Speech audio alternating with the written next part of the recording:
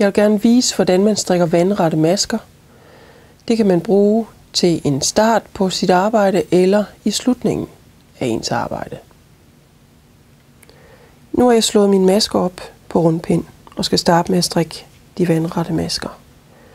Jeg sætter min sidst opslåede maske over på venstre pind. Jeg holder tilbage i endetråden.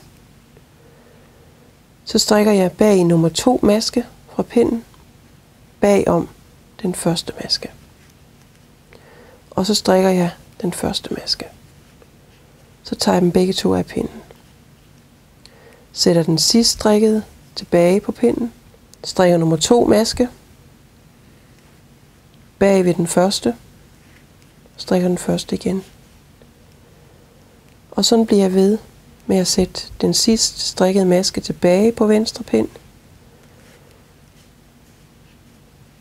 Og strikker den første maske. Så kommer maskerne til at ligge ligesom vandret på min pind.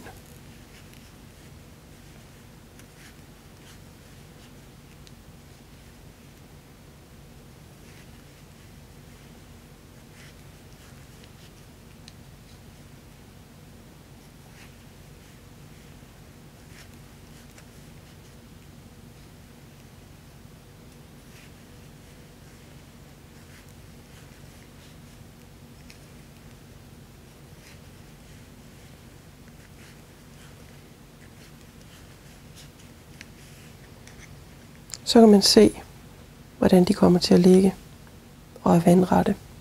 Nu har jeg strikket rundt, hele vejen rundt med vandrette masker, og kommet til den sidste maske før min start.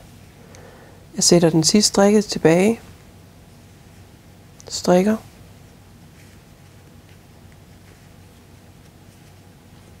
og nu er jeg så færdig. Når jeg så hæfter min starttråd, kan jeg sy den ind i den sidste strikkede vandrette maske for at få kanten til at blive pænt lige. Og så strikker jeg ellers videre på mit arbejde.